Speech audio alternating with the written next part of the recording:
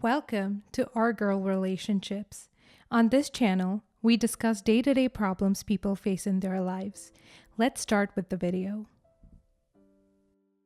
My marriage to my husband was built and constructed over many years, through which I got to know the kindest and sweetest nature that I could ever imagine in a human being. A nature that my husband flourished in, and one that he never spared to share with me.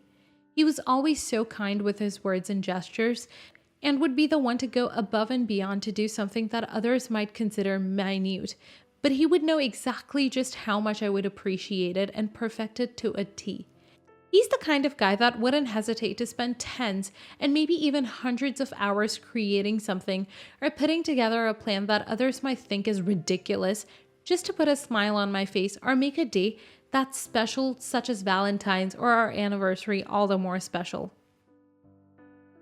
For example, he could probably spend all the free time he gets from his work for 2 whole weeks prior to Valentine's building something in our backyard and probably putting more effort into pulling it out and hiding it every time I enter the house just so I could have that extra element of surprise at the end and the grand reveal.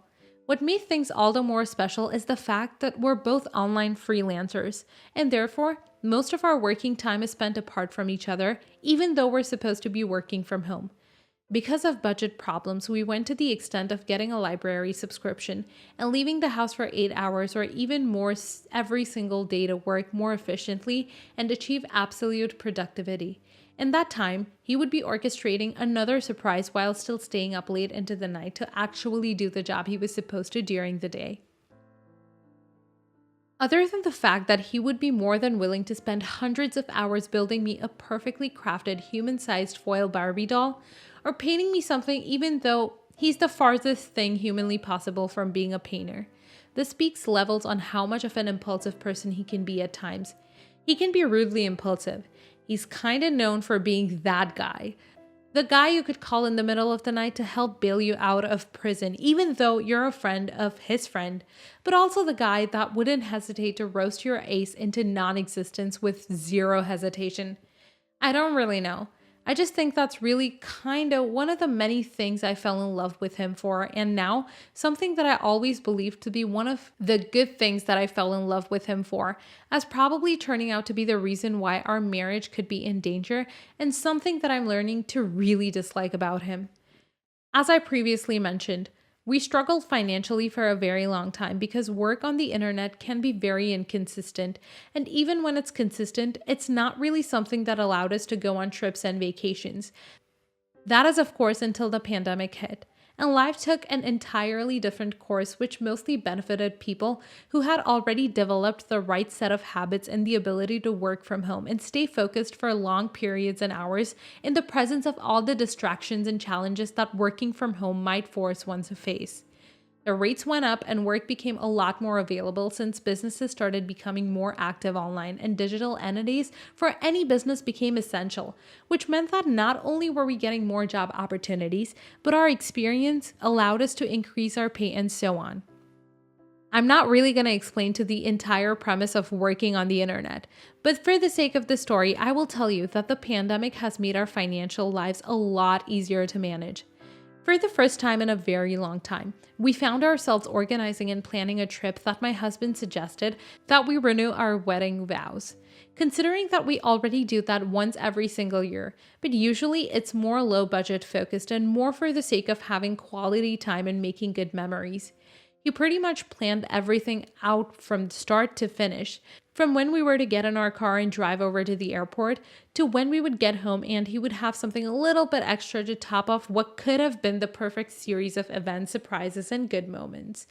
The trip was actually very enjoyable, and I'm going to be a bit of a cheapskate with its details, but we were finally able to put in the luxurious spice of spending exorbitant amounts of money building a memory that was supposed to be unforgettable.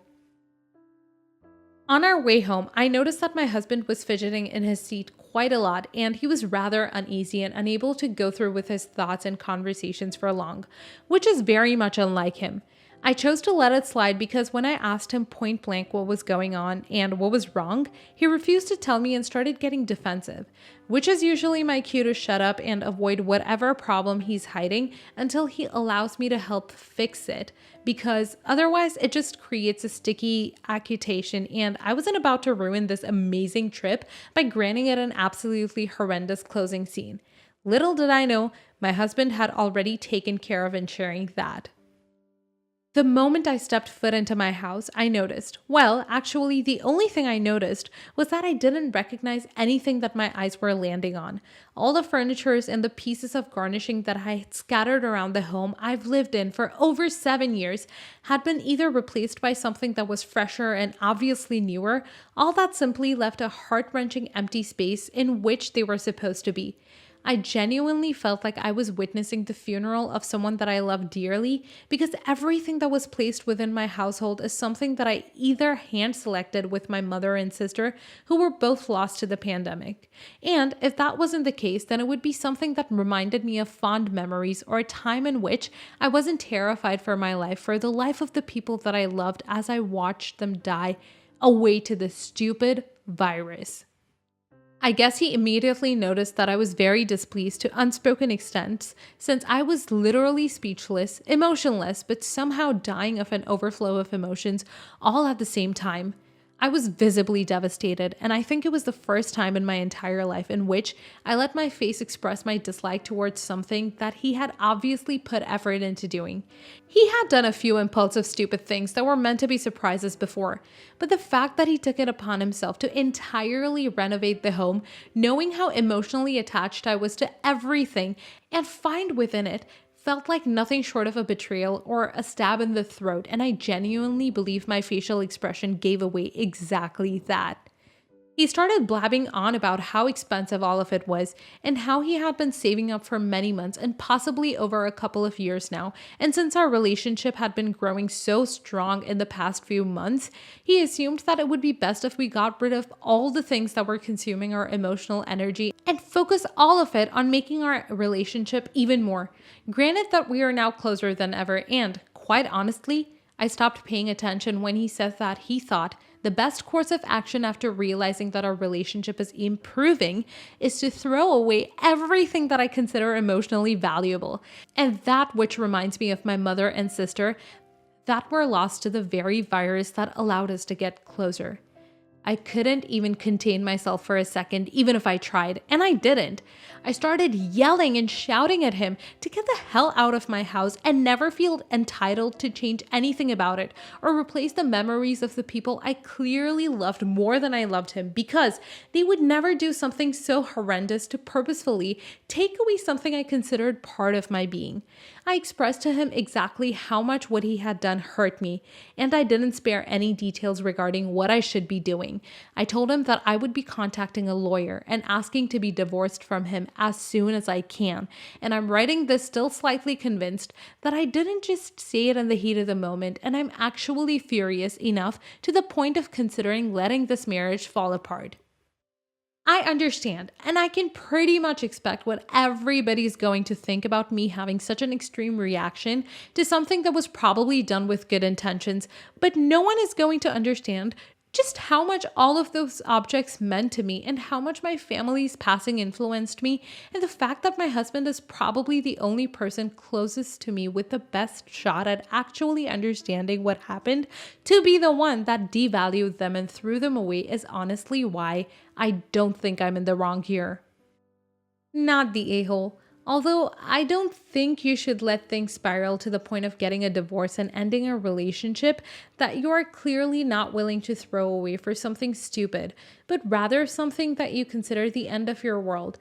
But I also understand what it feels like to have a chunk of your soul thrown away in the form of objects that other people don't seem to be able to appreciate enough. So honestly, I'm very disappointed in what he did this time, and throwing them away instead of giving them away or putting them in some storage service is probably the worst thing he could have done. But divorce doesn't seem like the answer to it. But I don't know. I just know that you're not the a-hole here. Not the a-hole. I guess you going on and on about how kind-hearted he is and how he would never do something like this to harm you or hurt your feelings, even though he's the only person capable of understanding how fundamentally attached you are to those objects and furniture, and choosing to get rid of them instead of buying a new car or investing in something else is very questionable. And the fact that I'm not as fond of your husband, I can't see the potential for there being less angelic intention, and the fact that I'm not as fond of your husband. I can see the potential for there being less angelic intense between this whole orchestrated ordeal. Maybe he just didn't like the furniture and felt like the house needed to be renovated, but needed some holistic reason.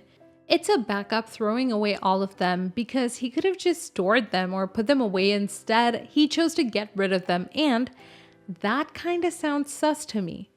Not the a-hole. When you first started describing your husband and the great person he is, I thought to myself, but there was no way he could do something bad enough for you to consider him a horrible person or feel the need to divorce him.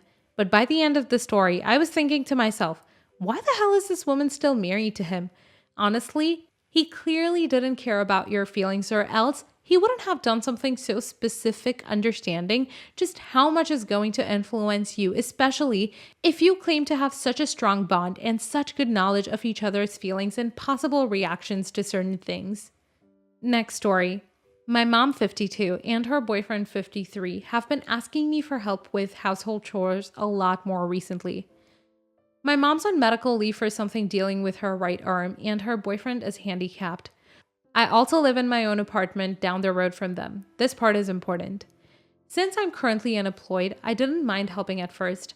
It was something to fill the time between applications and interviews. My mom even offered to help with my rent if I needed it. Sounds good. So let's see how long it lasts. Hopefully not long, because I've been unemployed since October and I'm desperately looking for a new job.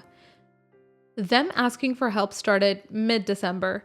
It hasn't been too long, but things got heated last night. My only exception for helping them was I preferred to be back at my apartment before dark. They can't drive well, plus wasted gas for barely a mile, and I don't want to walk home after dark because I don't trust my neighbors. At first, Mom said this was fair. Last night, she changed her mind. "You leave when I tell you to," is what she said. That started the argument. I told her I'm leaving before dark, whether she likes it or not. That's my only exception. It's about 30 minutes before dark when Mom walks up the hallway with a chore list of things that may last a few hours. I tell her I'll do those tomorrow because it's about time for me to leave. She says, "It'll be time to leave when you're done." She goes back to her desk in the back room while I'm finishing up some dishes.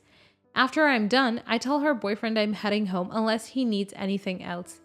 He's actually handicapped, amputee, so I want it to be nice. He says no, so I put my jacket on and leave. As I'm walking home, my mom calls me. "Where the F are you?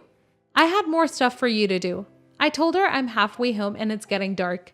She just hangs up. A minute or two later, she pulls up next to me, screaming for me to get in the car. I tell her no, because I also have things to do at my apartment. She gets out and grabs my arm with her bad hand and then yells, "Ow!" before saying she's hurt and just needs my help for a bit longer. I tell her everything on the list is doable tomorrow, but she keeps going on and on about how I'm ungrateful to her for being like this. I carried you for 9 months and raised you for 23 good years. I don't care if you have stuff to do or if it's your birthday tomorrow. We need help. Get in the car. I shake her arm off and keep walking to my apartment. She's yelling about how I can stay the night at their place to save a trip, threatening to not help with my rent, etc. I had an interview for a job the next morning, so I wanted to eat and get to bed. She's now left 27 voicemails and texted me 30 times.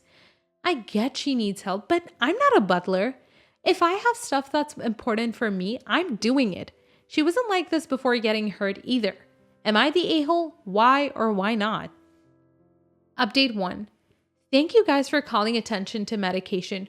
We found out she was taking a steroid, and usually steroid medications affect her in strange ways. The voicemails and texts I ignored were my mom crying about realizing what she had done. We have a doctor's appointment scheduled for tomorrow about getting that changed. However, I did tell her I'm taking a few days off because I was shaken up and missed my interview. I did call the woman who was going to interview me though. Because of this situation and her going through something similar before, I've been rescheduled for Thursday. Everything is going well now, hopefully. Not the a-hole. That was a very abrupt turn of events. Has your mother said these things to you before? Has she communicated that she thinks she owns you because she helps you with your mortgage? If she's helping you with mortgage, she's essentially paying you for your help. Is she paying you above minimum wage for your time and effort? Good for you for sticking to your guns and enforcing your boundaries. You have no obligation to stay longer than you want or do any of the tasks she expects you to. If this is a pattern of events, I suggest you stop helping. She may be injured and in need of help, but she needs to realize that doesn't make you her slave. She needs to appreciate and show gratitude for the help you're providing.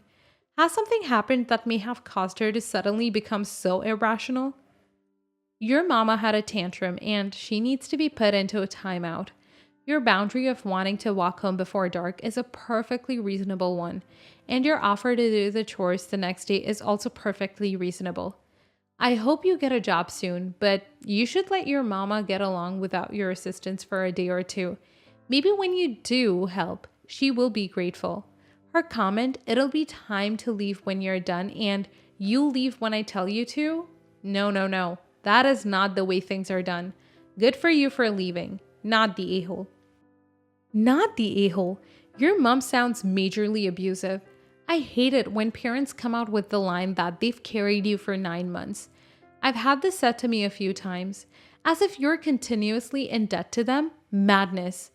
You appear to have been extremely helpful to them and essentially earned your keep for the interim. She's manipulating you and completely disregarding any effort you're making to improve your life. Don't allow this, as you will continue to be at her beck and call. I really hope the job interview goes well and that you can be financially free from them soon.